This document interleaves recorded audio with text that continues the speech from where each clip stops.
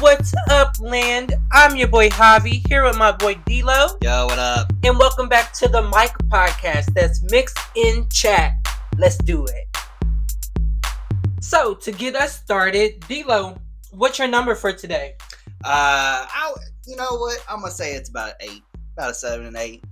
Okay. What makes your day a 7 or 8 today? I'm just trying to stay positive. We've had kind of a rough end going with DoorDash here lately, so I'm just trying to stay positive. That we have. What about you, man? I would say I am at a 9, to be honest with you. I'm having a really good day. Though DoorDash has kind of like hindered us a little bit. I'm not looking at that. I mean, we're going to have good days. We're going to have bad days, good weeks and bad weeks. But the only thing that's keeping me a little under the 10 mark today is the rain. Oh, yeah. I'm despising the rain. It's always that. Other than that, I'm in the process of getting my first house. Inherited, actually. And just cleaning that out and getting that ready. So I'm doing really good. I'm feeling good, and I'm ready for this podcast. Yeah. I do have to say, though, before we get started, there was a couple sad news that I kind of read here lately. That one, O.J. Simpson passed away. Oh my God! Yesterday. So it was yesterday. Yeah, I thought it was today. No, it was yesterday. So I want to kind of give a shout out to a prayer for their family, and another person that I was really a big fan of when he played in the NBA was Nate Robertson. He posted yesterday that he didn't have long because he's dealing with kidney failure. Oh gosh! So until he finds a kidney, he don't know what's gonna go on. So I just kind of want to give some prayers out to them. Yeah, I hope that he gets that kidney soon. And OJ passed away of cancer, right? Yeah. What kind of cancer, do you know? I didn't say. The family just wished for the privacy and for their grievance, and I understand. Yeah. Some things I did wish he kind of cleared up before, but Yeah, but OJ, he's very secretive. Yeah. He was very secretive. I still wonder if Khloe Kardashian is really his daughter. I didn't hear nothing on that. Oh, yeah, that's been a controversy for years. Really? Yes. Wow. She looks like him. Yeah. She looks like him. Like, dead ass. Now that you kind of say that. Yeah, period. That jawbone cannot change from him to her. It's the same. Period. All right. Well, when we come back in just a second, we will get into our first topic, which is the same topic we ended on last episode. P. Diddy. We're going to dive into some of the charges that he's been charged with, some of the crimes that he's been charged with. Also, some people in his life that also are going through their own personal legal battles. So stay tuned, and we'll be back in just a second. All right, y'all. Welcome back, and let's dive right into the P. Diddy case. So, as we said before, P. Diddy is facing a slew of accusations and charges, all stemming from his ex-girlfriend of 10 plus years, Cassie Ventura, which Cassandra is her first name, but we know her as Cassie. She's a singer, who was reportedly now helping the Fed's case against Diddy after settling $30 million lawsuit with him last year. Some of the crimes that he's allegedly accused of are SA, which I can't say what that is. I don't want to get canceled.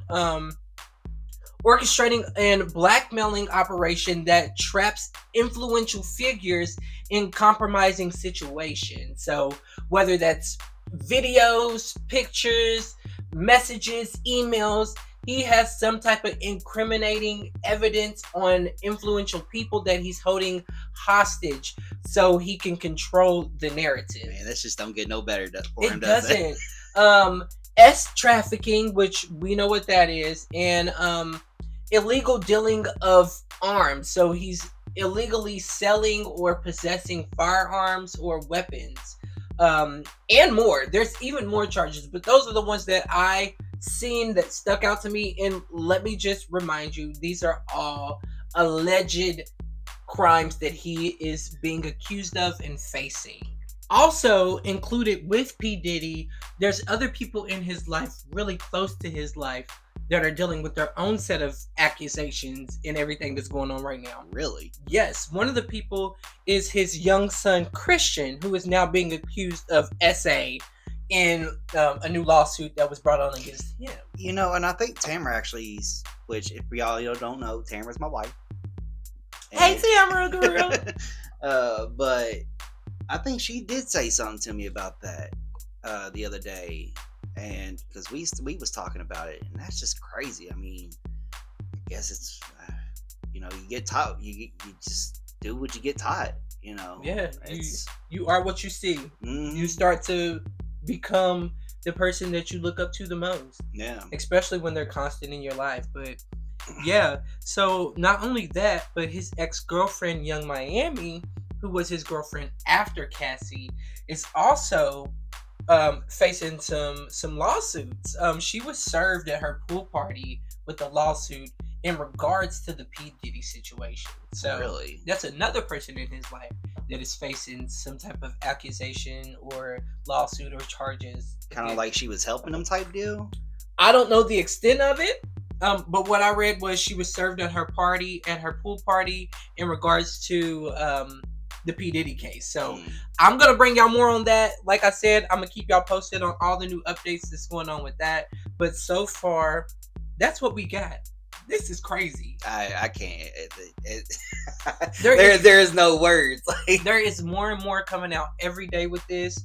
I'm waiting to see who else is going to be named in this case. One of his producers, his ex-girlfriend Cassie, they're all whistleblowing on him right now. Like, they all got stuff to say.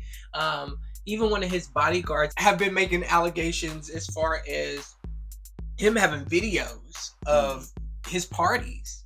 Well, there was a soundbite of him and I think it was him and Meek Mill. Yeah. And that was, if you actually listen, that's crazy. Meek Mill's defending himself, though. He said he is not no homosexual. So, I mean, if he is, that's what you do when you don't want people to know. Right, so, right. We'll see how it goes as it uncovers, and I will bring the news to the mic. Also, too, I don't think it's so much of him being a homosexual, but it was just, I think he was saying he was drugged. Oh. Like, that's what he was saying.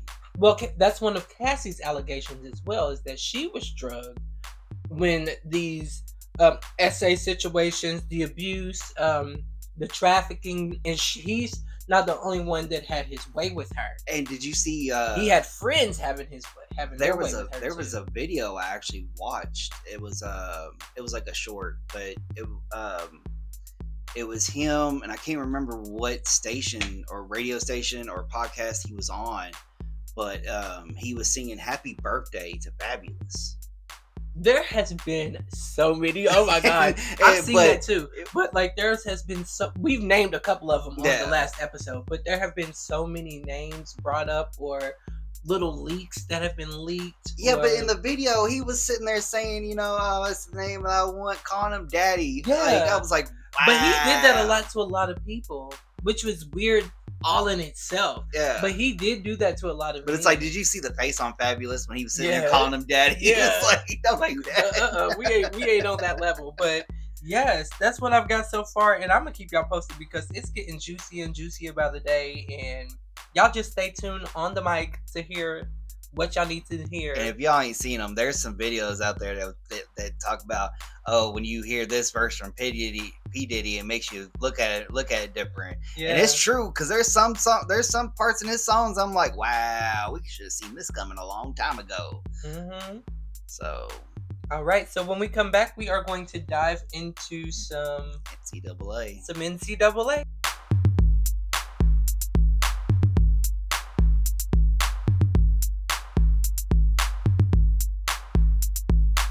Welcome back to the Mike Podcast. I'm your boy Javi, back with my boy D-Lo. Yo. Now let's get into the NCAA. All right, so I don't want to say it was crazy because, I mean, the way the Sweet 16 or the way the Final Four happened and the championship games happened, it was kind of expected. Except for the women's. In the Final Four, the ending game of that UConn and Iowa, there was some controversy around that one, so we'll get into that here in a second. Ooh. First, so in the Final Four, on the women's, you had North Carolina State versus South Carolina. Oh man. So South Carolina won 78-59. Oh, dang. Camila Cardoso, she had 22 points. I think she had like 20 rebounds. This was okay, Carmela Cardoso. NC State, they did play, but it just wasn't enough. They just we were rooting for you. There just was their defense just was on it. And then so the big game, UConn and Iowa. Yes. So yes. Baker had 17 points. A couple of their starters had. Who was it? Paige Bickers. Paige Bickers. So she had 17 points. There was a couple other starters that had multiple double digits. It just wasn't enough to outlast Iowa. Mm-hmm. You had, even with Caitlin Clark only scoring 21 points, it just, other people stepped up. It just was not enough. But there was a key moment at the end of the game. UConn went to go set a pick. Mm-hmm. And it was ruled as an offensive foul. A pick was ruled as a foul on the offense? Yeah. The people that were setting the pick? Basically it was an illegal pick. Oh. And so what caused so much controversy is because there was quite a few people that said that it was a clean pick.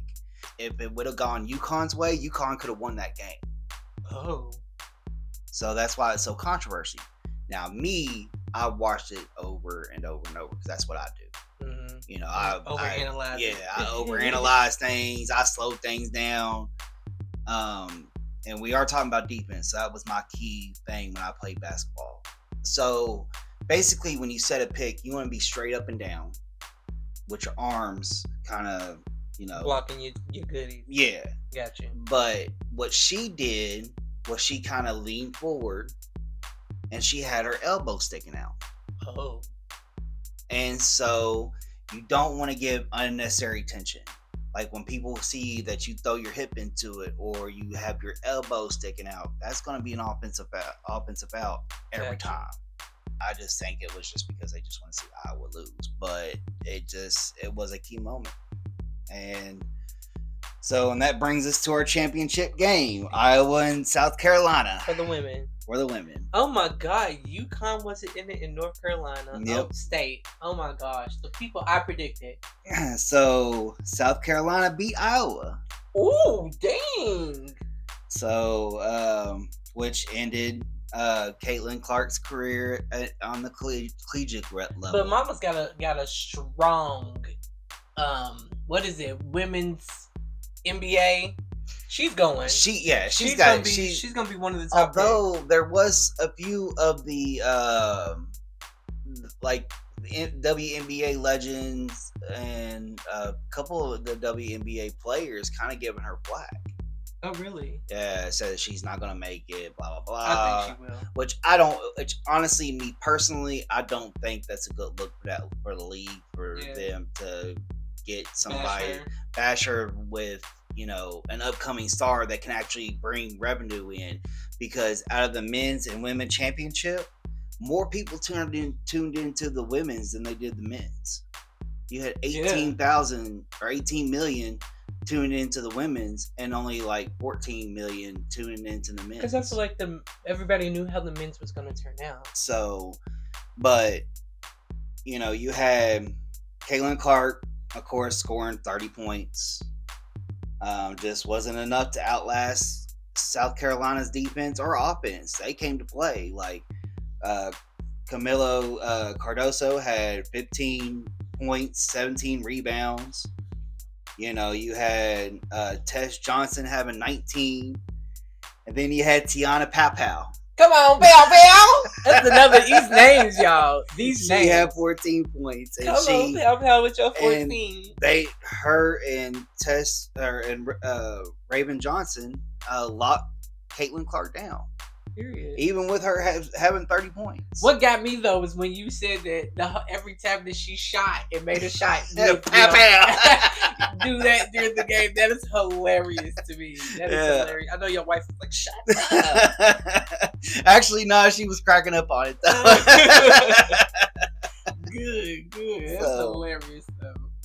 All right, now let's go into the men's. So the men's, you had North Carolina State versus Purdue. You know, it was it was 63-50. I'm gonna get Purdue close to the just mic when I say that. the one thing that got them was DJ Burns Jr. He just didn't show up when he needed to be. So Man, they what happened, DJ? They just couldn't. Mr. Burns Jr. Yeah, Purdue just was on a mission. You said that they were really like hungry for it. They were like the other team. They smelled blood in the water and they needed it. Yep. They had to drink it up. Then you had Alabama versus UConn. And UConn 86-72. And that's another thing you said. Yeah. Ooh, why your predictions come true and mine did? I study, man. I study. Like I said, if we would have placed that bet, I would have lost my whole life. So, in the championship game, you had Purdue and UConn. Purdue and UConn. Yep. Wow. And it was a close game. Was it good? Yeah, it was a good game. All up until UConn started running away with it. But I mean, they did come back. Purdue did try to make a run on it. It was 75-60. So. Oh, that ain't bad. Yeah, it's not bad. It's not bad. They didn't even get 20 points ahead on them. That's good. Yeah. So I mean, it was all close game until the second half. It just. Got you. That's typically when teams start to show up in the second half. Me personally, if I'm playing a sport, baby, I'm going hard the entire time. I'm showing up the entire game. Yeah. If I get tired, take me off for about 5 minutes, coach. Put me right back in there. But the thing is, with that though, you can get tired quick. Yeah. So take me off for about 5 minutes and put me back in there. Give me a 5-minute break, and I can give you 15 more. Players just ain't built for that no more. I know, right? And they older too, and tall and lengthy, and they bones just don't work the same way my short bones do. Which put UConn in rare company of being the first college in 17 years to have back-to-backs. To have back-and-backs. Wow. Congratulations, UConn. It puts them right there with Billy Donovan and the Floridas. Hey. Back in 2007. Congrats, UConn, on doing what needed to be done to get where y'all needed to get to achieve what y'all needed to achieve. And the coach Dan Early, he's looking to repeat, which is very rare. Very rare.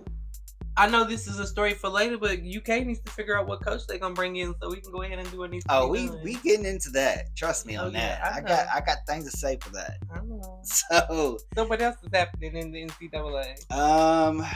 Oh, and I did forget to mention that the women's South Carolina team they was the 10th team in women's history to have a perfect season. Period. So they never lost a game. Mm-mm. Were they number one? Yes, I think they was. No, yeah, I think they was number one. I was about to say they better be number one. They never lost a game. How could they not be number one? And Caitlin Clark, she finished with I think 31,000 points, over 31,000 points for her whole collegiate. That lady is just making waves. Which is the most of the men's and women's. Ooh. So the last person that held that record was Pistol Pete. Okay, Miss Clark. So you gotta get it done. But now let's get to the elephant of the room. We got one more segment to cover before we get there. When we come back, we are going to get into top news stories with politics. So stay tuned. Welcome back, and now it's time to jump down y'all's throat with some Twitter politics. So, on Wednesday, April 10th, the House of Representatives had a vote for renewing FISA. So if you all don't know what FISA stands for, FISA is Foreign Intelligence Surveillance Act. And why it's so important, why I'm bringing this up, is this is the act that allows the FBI to spy on the American people. So not only is it for foreign terrorism and things like that, but it also gives the FBI the right to spy on its own people. They say it's to weed out domestic terrorism, but it's really to spy on you. But I mean, if it's to weed out domestic terrorism, then why do we still have white supremacist groups? That's the argument of most people. like the good old boys, or The like Proud those people. Boys, Yeah, the yeah. Proud Boys, the KKK, all those. Yeah. That's all domestic terrorism. Yeah.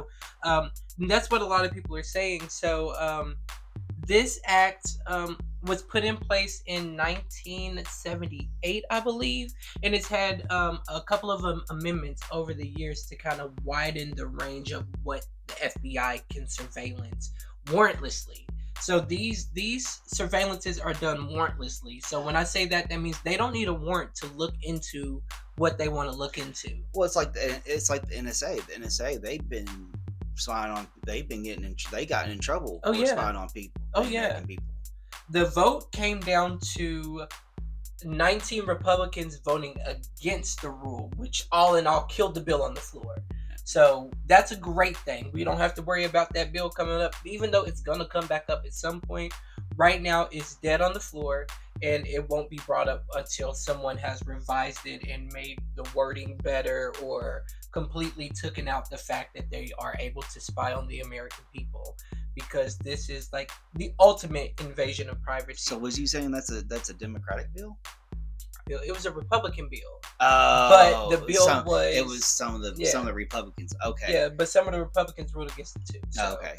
But that's the good thing, is that the bill was killed on the floor with the 19 Republicans who voted against it. Also in news, which is not really like news because it's common sense that this man wasn't going to vote for Trump, but John Bolton, who is the former assistant to the president for the NSA, or if you don't know what NSA is, National Security Affairs, announced earlier this week that he will not be voting for Trump to be president. And a lot of Twitter users had a lot to say about it. One of the Twitter users writing, this makes sense considering President Trump's platform is ending wars, not starting them. Which I'm like, oh, but really? Because he loves to start domestic wars. But let me not get into that. Yeah. But Bolton has been under a lot of scrutiny since the whole war in Gaza started. Because he previously tweeted that Israel has the right to defend themselves, and a lot of people think that he's overlooking the fact of the genocide that's taking place with Israel in Gaza. Like how they're just bombing and killing innocent people and not letting up on that. They did stop for that quick cease and release, and then they started back up. So most of Twitter says that they could care less how Bolton votes. So and I'm in the same boat. Like, I could care less how you vote. Like, yeah, I don't care if you're not voting for Trump. Like, yeah, there's still 60-some million people out there that vote, that think differently. So. Facts. So on the other side of the politics, we're gonna get into the presidential candidates now. Trump was welcome at an Atlanta event put on by some HBCUs. So historically black colleges and universities. So Clark's Atlanta, Spelman, Morehouse, and Morris Brown College were in attendance. And when I say those schools were in attendance, individuals from those schools were in attendance. It was a collective of those colleges, representatives from those colleges, students from those colleges that were in attendance. One of the attendees stated, "You did much better than Biden." So that goes to show you that Trump doesn't necessarily not have support of HBCUs or the black community. That shows that he is actually kind of filling in some spots that Biden isn't, and taking some of the African American votes. Well, but the thing is people keep bringing up that Biden didn't do anything, this, that, and the other. But I mean, you gotta look, when Trump was president, he had majority of the House. That's right. Biden's presidency has been majority of the other side. Right. So it's hard to get anything done when the other side just keeps vetoing every single thing you do. That's because right. you're not their president. But that also goes to show you that, like, Trump is out there, even though he's going through all these different things in court, he's out there making moves. He's out there doing what needs to be done. But even more on Trump. So the controversy with Trump right now is his stance on abortion. I know that a lot of y'all have probably seen that, but back in like October of '99, his stance on abortion was that he was pro-choice. And then when it came to like the election and him starting to get in politics, he switched to pro-life. And as of the interview that he had on April 8th of 2024, he's kind of like standing on top of the fence. He's not teetering on one side, he's not teetering on the other. He's just standing on top of the fence and saying, I am leaving it in the hands of the states to decide. Well, so it's like there's not really you already made your stands on it when you stacked the Supreme Court with who you wanted to stack with to get all this stuff done. Yeah, and like you made your choice when you stacked the Supreme Court, and then they made their ruling on Roe versus Wade. Exactly. But now you're trying to I feel like he's trying to flip that narrative and leave it up to the states so that it's not bad blood when it comes to him in his campaign. Right. So, I really want to know what made him change his mind from 99 to 2000 and what was it, 2012? Well, I mean, that just goes with who he was running for. You know, when back then he wasn't running. Yeah. So he made his own mind. But then when he got into the politic game, you gotta go with what side you're going to be on. So if you're going to be on the Republican side, you know, they think they're doing the work of God. So, you know, you said it. I mean, and it's true. You said it is what it is, and that's the way it is. I mean, you hear them say it out their own mouths. You know, they're like, oh, today we pulled one in for God. Yeah. You know, but my thing on the abortion, and it's not really bad. It's just I don't think it should be used for birth control reasons. Yeah, I do believe that. I agree with that. Now, like, if it's like a life or death situation, it's a life or death situation, then that is up or to. If it was like a R word. Yeah, because I mean, because me and my wife, we talked about it, you know, and I told her if they make a decision, if I had to make a decision. But some people just I'm don't not like. Like, and you have to have those conversations with your significant other. But some people don't like to use protection, and then it's an accident. Well, then because the protection don't feel good. It don't feel authentic. Well, the pump and pray method don't help nothing. And apparently the pull-out method don't work either. But you said something funny. You said, yeah, he was pro-choice then because he was the raw dog in Stormy Daniels. I mean, back in the 90s. Hey, I said it. So, but at the same time, it's like I said, like with people with significant others, you got to have that conversation, and it's a hard conversation to have, but you got to have it because you got to know where the other one stands. And like I told my wife, if it was a decision that I have to make, there's only one of her. Facts. You know, we can try again. I wouldn't know what to do with myself. Don't get me wrong. Single parents, you know, doing it by themselves. That's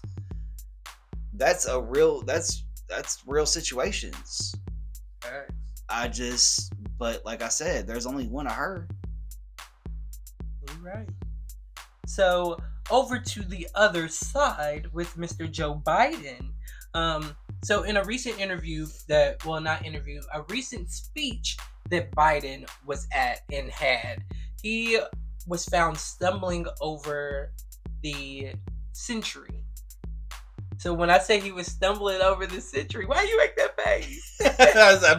I'm waiting for you to clarify what you mean by that. So when I say he stumbled over the century, he was like, he was confused by what century we were currently in. So his statement was, elect me. I'm in the 21st century. So like in his mind, he was like, I'm in the 20th century, but then he kind of like was like, am I? No, we're in the 21st century. And you can see that he had to think about it. So a lot of people are saying, like, this goes to show you that he's too old. He can't even remember the century that we're in. Well, I mean, I can't fault him for that. I didn't even know what century we were Yeah, in. like, it's... I mean, they keep saying that we're Gen Z or whatever it is. Why did that laugh sound like I was a white kid? You gonna go write a letter now? Okay. But I mean, people keep having this debate on what generation we are. You know, we Generation X or we Generation Z. But we're just here to live our lives the way we want to. Yeah, and be happy doing it. Also, on the good side of it, he's still fighting. When I say he, I mean Joe Biden is still fighting and helping Americans eliminate their student loan debts by granting more forgiveness. So, like, he's putting a lot of money into student loan forgiveness. He did that one round. Now he's back doing another one. Like, this man is really avid on, like, eliminating student debt. And I love that because we all gonna, like, I feel like we shouldn't have to pay for college. We shouldn't have to pay for education. No. Like, if we're gonna be the world leaders in the government aspect and doing all the trade and all that stuff, we need to be the world leaders in being smart and having the most innovative people out there doing it. Well, and it's the one thing that I never understood why this wasn't a high school class and nobody ever taught, you know, our generation of what to do with credit. Right. You know what I'm saying? They don't tell you how credit works. Not you at know, all. like they're not saying, oh, if you get a loan and you hurry up and pay that loan off, that looks bad on your credit. Yeah. But if you keep the loan open, it looks good on your credit because it shows that you're reliable and paying. Yeah, we never had any type of finance class. Yeah. As far as finances, like nowadays, they have all types of different classes that they can take. And like when I tell you all types of different, like this classes that my niece are taking are classes that I'm like, why didn't I have that class? Yeah. When it comes to like what you're really dealing with in the real world, like they're starting to give them those options in like electives and stuff, which is pretty cool. Yeah, I mean, but we needed that back in the 90s and the early 2000s. In the early 2000s, yeah, those two. Yeah, because I graduated in 2008. So yeah, see, I graduated in 2005. So. Oh, you old. Hey. He was pushing daisies with Miss Daisy. All right, y'all. Well, that's all I have in politics and Twitter topics. When we come back, we will dive into the elephant on the court, which is Calipari. Let's do it.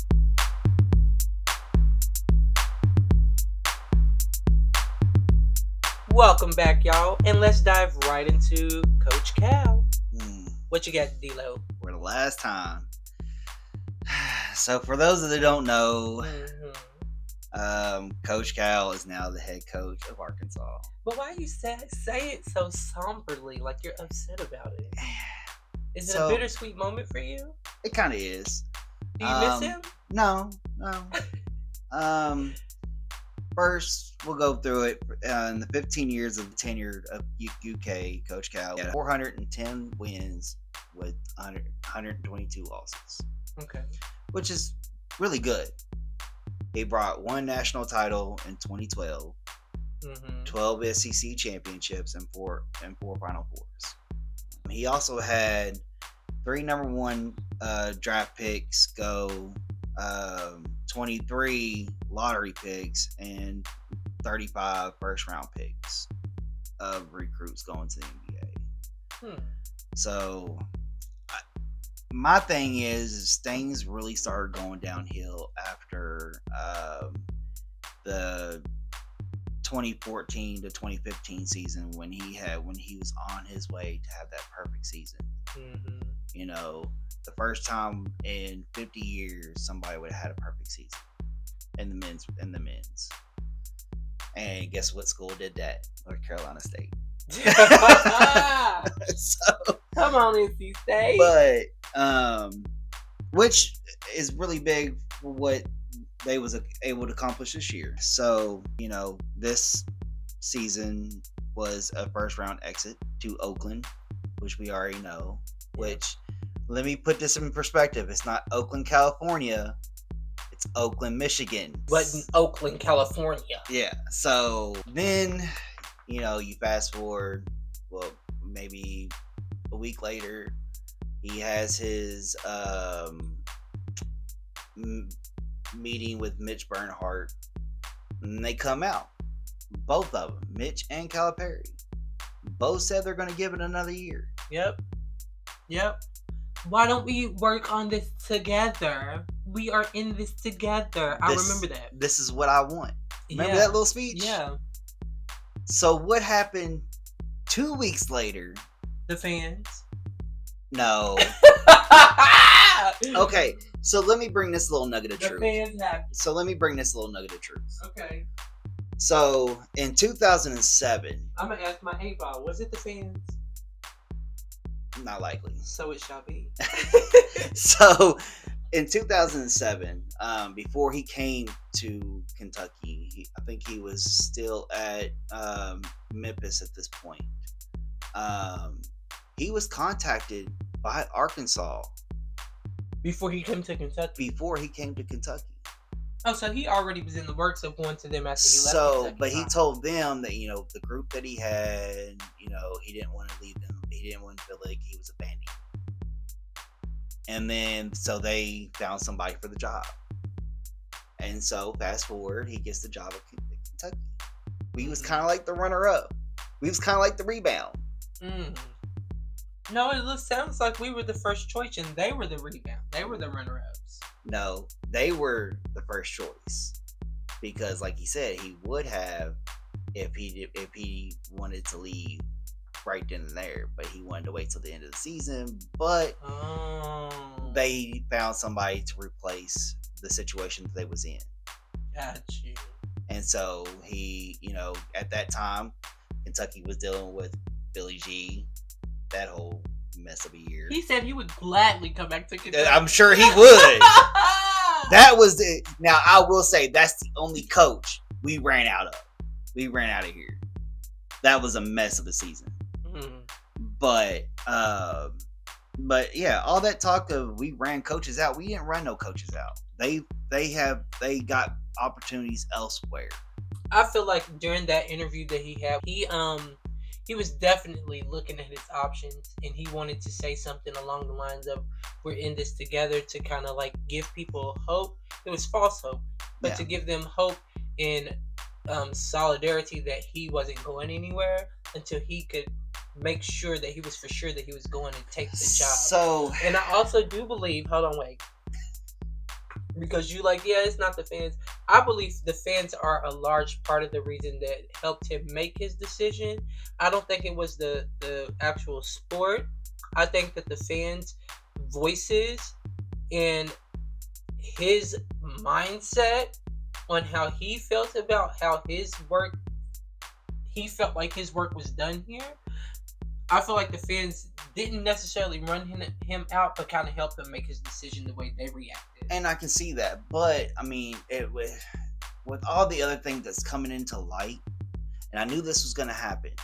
There was quite a few things that came into light and some things I just heard today after he gave his acceptance speech at Arkansas. Oh my God, they are so in love with him being there. They can't wait to see how this season unfolds. They are Snapchatting and Twitter fighting and everything. But we've heard that before when he came to us. Yeah, but he gave 15 years, and I feel like they're gonna get a good run, and then he'll be done there too.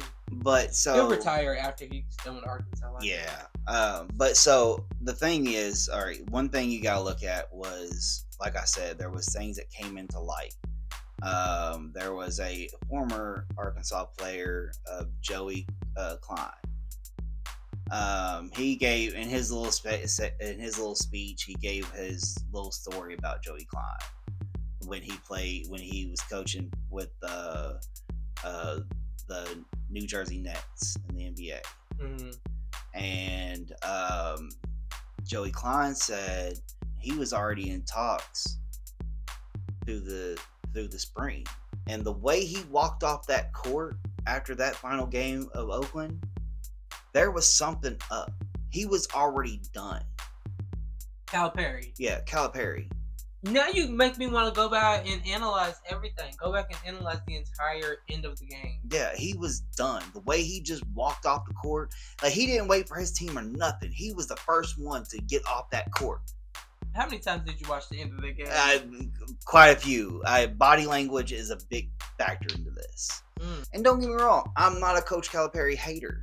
Like some fans want to claim that other fans are. I'm not. I appreciate what he did when he first got here. It's just after that lifetime contract that he got, things started going downhill. And that was going to be a problem when you give somebody a lifetime contract. You don't think they should ever give anybody a lifetime contract? No. You make them work for it. You make them think that, well, if I got to do something here, or I got to look elsewhere. Well, the fans gave him that. But it is what it is. I mean, he hates that I keep blaming the fans for it. It's because it's always the fans' fault. Well, it's an ongoing thing. There's so many people. Like my whole Facebook feed is of Calipari and people blaming the fans. The fans ran them out. Fans are doing this, entitled fans. And look, okay, yes, we want excellency. And when I say excellency, I don't mean a championship every year. It's hard to win a championship.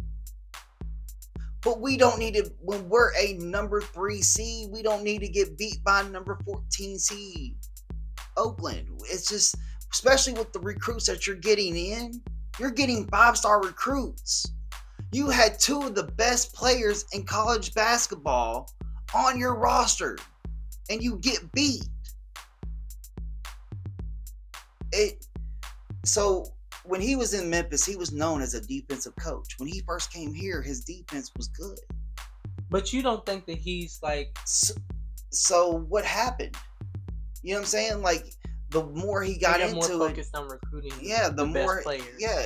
Well, he was showcasing them instead of working them out in the summer, getting them prepared. I think he was doing that. He just wasn't taking... He was taking them to the Bahamas and showcasing them against teams that, we're going to blow out by 30. What's that going to do? What is that preparing them for? Right.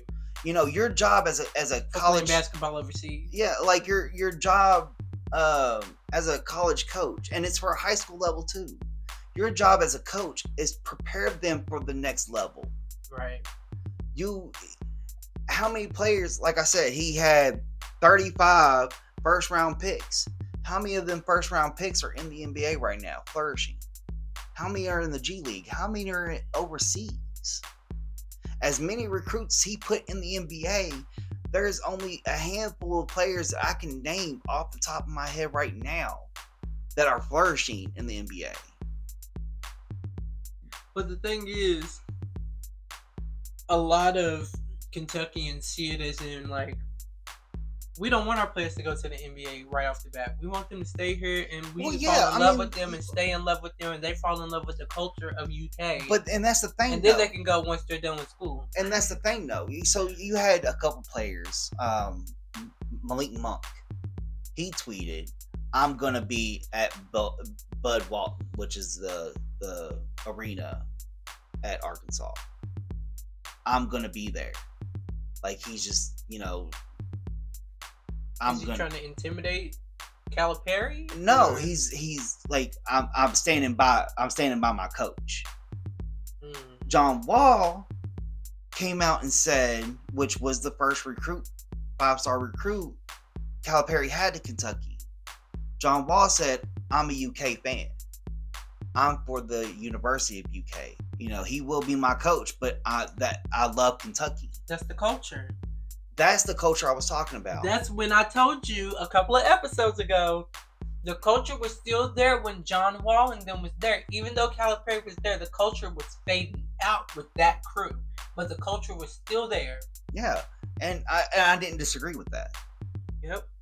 But it's the thing, though. It's like, and I don't know. I think you did. I'm gonna have to go back and re-listen to that episode. If y'all haven't heard it, make sure y'all go back and check out the other 4 episodes that we had before this. that's the thing, and it's hard with college nowadays because a lot of the people, a lot of the kids are just wanting to go to the NBA. That's it. There's gonna be one and done. That's what they're being recruited There's to do. a lot of people, like UConn, who just won the national championship back to back.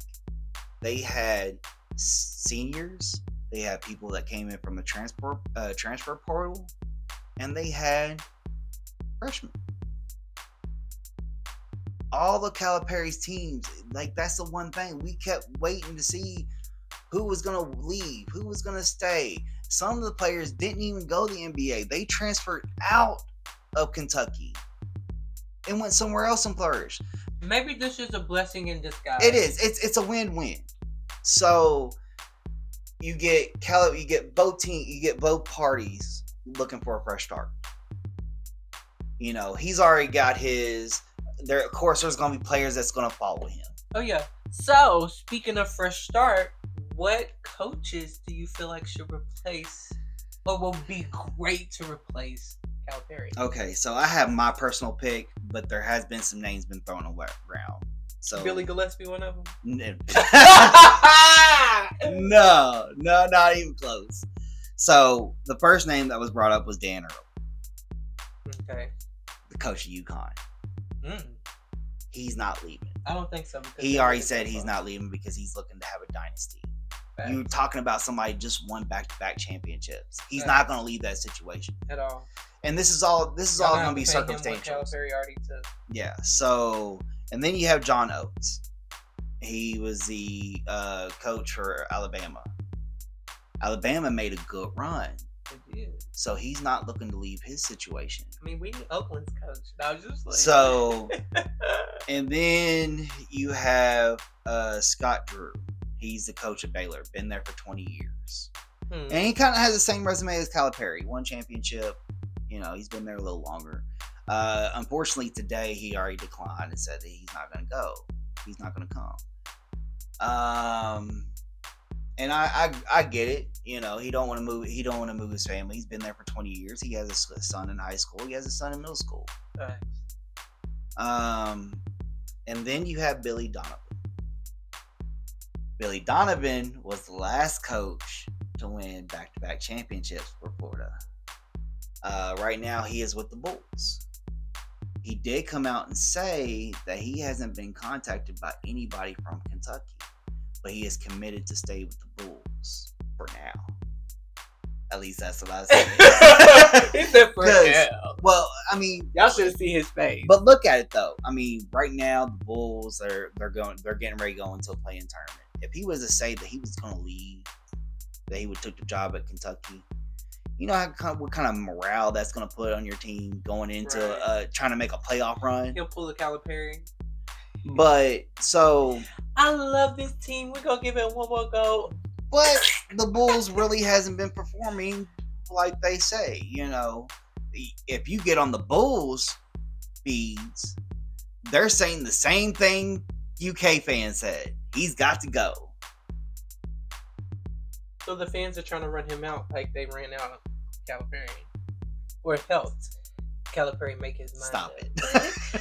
I mean, it is what it is. If you look at it, like, what coach would want to back a team where the fans are so against him?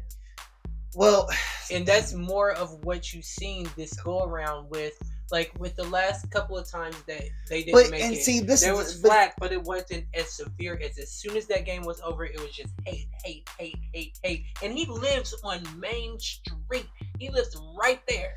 But then, okay, so the thing was, we were mad. Pissed.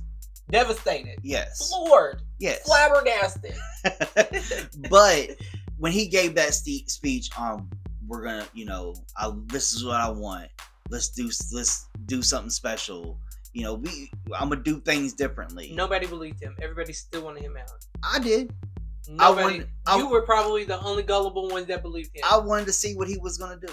Nobody else did. Everybody was still like, and that's the same thing. And that's the way it's been when we underperformed. And yeah, I was mad because I was like, you have all these talent coming in, but you don't know how to coach them.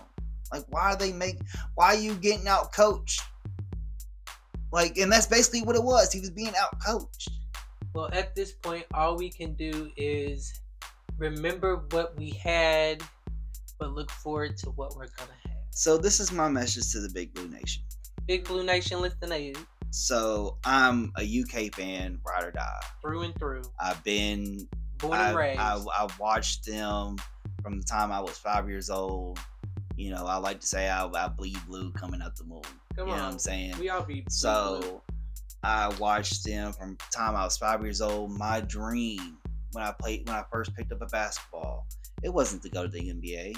I wanted to play for UK. I wanted my number and my name on the back of a UK jersey. That was my dream. You know, and that's the people we need to be getting. But Big Blue Nation, listen up to what he's got to say, because he's talking to y'all. So it's remember the good times that we had with him. And remember the good times that we had before him. Yes. It just, whatever coach comes in, don't put that expectation on him, because it's going to be a rough road. We may get a transition from like Rick Pitino to Tubby Smith, which was still on par. We may get the transition from Tubby Smith to Calipari, where we had that Billy G era. That wasn't good. Whatever it is, you gotta take it for face value. We gotta support. Let's rebuild that culture, UK. Yeah, I mean, it's, you know, already we had Bradshaw and Thiero going into the portal. Thiero went before Calipari made his announcement. Because he already knew. Bradshaw made his announcement after. So they're probably going to go to Arkansas. Dillingham is going to the NBA draft. Shepard is unknown right now. I mean, with his pedigree on his family, you would think that he's going to stay or go to the NBA. I don't see him switching to another team that of a rival school, which, that let's just say that's what Calipari did. He jumped onto the rival school. So I feel like any team that he would have went to would have been a rival school. Not really. I think it would have been a rival school because it was Calipari that was just the UK. Well, this is a in-conference rival. This is somebody that we're gonna see every year. Oh. Yeah, it's in conference. Oh, so he's trying to throw it in your face. Yeah. Every season. Yeah. You gotta just take it for what it is right now. We need to stop being so divided on who ran who out. Oh, Calipari was my coach. You all ran him out. You ran him off. Okay. And did. It just... We helped it. You know, it's whatever at this point. He's gone. He looks at social media. He sees all the hate that he gets. It really... You can't say that this hate does not... I don't care how famous or how known or how much money you making. You start seeing that the people that were rooting for you are now against you in volume. Constantly, hourly, every minute, every day since that day. Well, it's gonna weigh on you a little bit. Well, it's gonna kind of, you already on the fence because of the situation that you're in, the digression that you've had over the couple of years, and it kind of weighs on you. Okay, well, this team isn't getting better. My experiences with this team aren't helping the team. I am no longer a good conversation to have around the dinner table. I am now getting bashed on social media because of the digression I've caused the team to go in. So, yeah, if I feel like I'm better suited to go somewhere else, but I'm still wanting to hold on, me looking at social media and me looking at what people are saying that are actual fans, the people that are going to pay tickets to come and see, the people that are going to donate to this team are not for it because of me, I'm out. Well, and that's another thing too that I've heard, that he didn't get along with the boosters. I have said. So, but I mean, he didn't get along with the boosters. Not the boosters was doubting him. Okay, so he didn't get along with the boosters. So that's another reason. If you're not getting along with them, then they're not going to back you. But if it's clear, and then you look at the situation for Arkansas. Arkansas has the Tyson family, which he's really good friends with. See. So I mean, it is it's what it is. It's a lose in our eyes right now to a lot of people, but it's a win when you look at the big picture. There's just more than the fans ran them off. There's just more than that. Well, I feel like we can end it here because we're gonna end it here, but we're gonna start it back up with this next week. Yeah. And just a quick touch basis on where we're at as far as coach, as far as players, as far as I guess we can kind of see what Calipari is doing, but I feel like Calipari is gonna be a situation that dies out pretty quickly on this podcast just because he left. And I'm looking forward to see what we get. So I honestly think that we're trying to hold out for Billy Donovan and see what the NBA season ends. Okay. Well, that's all we have for today on the Mike Podcast. That's Mix in Chat. I'm your boy Javi, here with my boy D-Lo. Yo, what up? And we will catch you next time. Peace.